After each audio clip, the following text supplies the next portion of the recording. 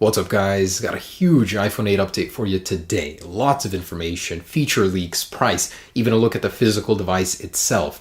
But before I get into that, just wanted to say the AirPods giveaway. Haven't forgot about that. I will be drawing winners this weekend. And just for this video, I thought because the reaction was so big, I'll give away another pair. Let me make someone else's weekend. So a white, just regular pair of AirPods I'll be shipping to your house. To enter, just like this video, drop a comment down below, and subscribe to this channel if you haven't already. Let's go ahead and get into that update. Now take a look at this. BGR has obtained images of the actual device itself. It closely resembles the leak we saw just a little bit ago of the prototype, and it basically has a stainless steel border going around the phone, a longer power button, that dual vertical camera on the rear, and a glass design front and back. This is very, very close in resemblance to all the leaks and schematics and everything that we've seen, so this may be your first look at the actual device. Front of the device isn't very clear here, so we can't really make out what's going on there, but it looks quite sleek. I like it. It's a bit thick, a bit chunky looking, but I think that's just the proportions here. Otherwise, thumbs up for me. I do like the way it looks. And earlier last week, Apple was granted a patent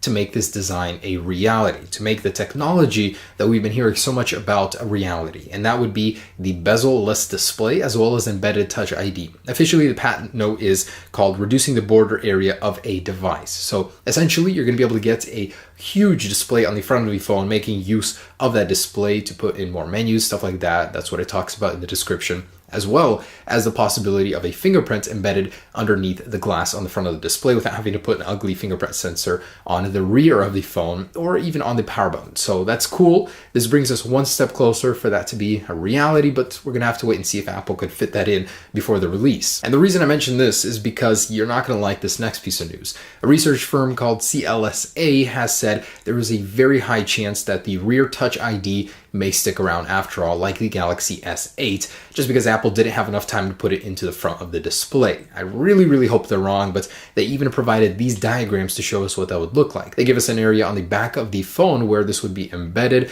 and they didn't necessarily say there would be a circle for it. It may be just right underneath the glass, who knows? That'd be a little bit more elegant, but still, I'd much rather have it on the front of the phone. Comfort-wise, usability-wise, it's a much better solution. So these diagrams basically show how that would work and how this thing roughly will look. And I just wanted to clarify the display on the front of the phone on the very top. How is that going to work? We know on the bottom there's a very good chance that it will go all the way down and around the edges of the phone, but the top, we've got the earpiece in there, we've got all the sensors, so the best, most realistic look as to how Apple is going to do it is like this. They're essentially going to carve those around the display, and with an OLED, that is definitely possible. And this was confirmed by Vania Geskin. He said this, from his insider source, said is how it's going to look. Apple's going to do something similar, and his own concept is like Apple will stick the status bar up in there, the time. They'll make use of it with a black kind of a blend in the top corners of the display. I think that looked kind of cool, but we predicted, we kind of guessed this in a concept, didn't really know that's how it would be. Apparently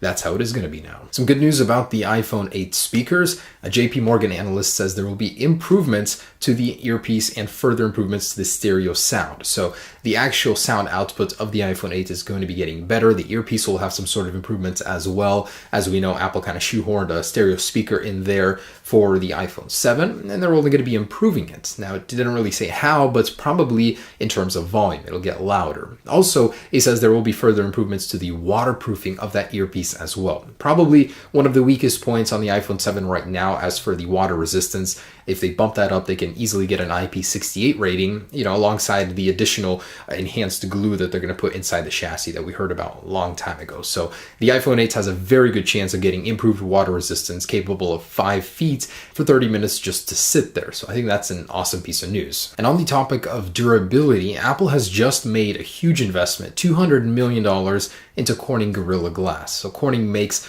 the glass in a lot of top smartphones nowadays, the Galaxy S8, Gorilla Glass 5. You know, it's a very good glass. It's impact resistant at 80% for 5 feet drops, I believe right now. It's quite durable. And believe it or not, Apple has been using Gorilla Glass this entire time. You know, they don't market it as Gorilla Glass, they market it as dual ion glass, but it's made by Corning, so pretty much the same thing. Now, it's unknown if they're going to be using official Gorilla Glass 5 in the upcoming iPhone, but it's a safe bet that they're going to have some special concentration, some special formula for this upcoming glass, and it means more durable iPhone, which is awesome. And in the same research notes from JP Morgan, they are claiming that the iPhone 8 may come bundled with Apple AirPods. Now, that would be something awesome. I mean, if Samsung can do it with the AKG earbuds that are worth, they say, about $150, they include that in the box with the Galaxy S8, I see Apple could certainly do this. The included AirPods, of course, would be replaced with AirPods for $150 value. Now, that would somewhat justify the huge price tag on the iPhone 8, but man, that would be crazy if Apple actually did that. I think a lot of people would buy that just because of the AirPods. You know, the chances of this happening probably isn't too high, but JP Morgan says it's a possibility. And again, in the same report, JP Morgan did also confirm a lot of things we already know about the iPhone 8. The steel border around it, the glass front and back, wireless charging, faster processor, I mean, of course, improved cameras, 3D sensing, FaceTime cameras, as well as a price tag that's $75 to $80 higher because of all of these features. And take a look at this. This made the rounds all over the internet the other day. So apparently an Ion X equipped some sort of iPhone 7s glass, iPhone SE, and when it leaked, it just didn't make sense to me. If Apple were to refresh the iPhone SE, they wouldn't give it a glass back. That would be highly unlikely. The iPhone 7s wasn't supposed to get a glass back, so what the heck is this? It looks nothing like the iPhone 8 rumors, but it was quickly debunked by Vanya Geskin once again. So it had a lot of inconsistencies. This was actually some sort of unknown branded phone that they just took off the original logos and put on a quickly off-centered Apple logo that they placed on there. So just thought that was interesting. Don't believe everything you hear on the internet. This is definitely not the iPhone 7s, nor is it the iPhone SE 2. It's a complete fake. And take a look at these concepts. So these are coming from two completely separate sources, one from OnLeaks in collaboration with another company. And they're saying they received from an insider source the actual CAD files to build the 3D model of the iPhone 8. So they took that and reconstructed it into these concepts. And this is what it looks like. Very, very close to what the real deal is going to be. You know, from everything that we've seen, it's got all of the same features. And they put it into 3D. Looks quite good. And can't really say this shows us anything different, but it's nice to see it from a more professional perspective.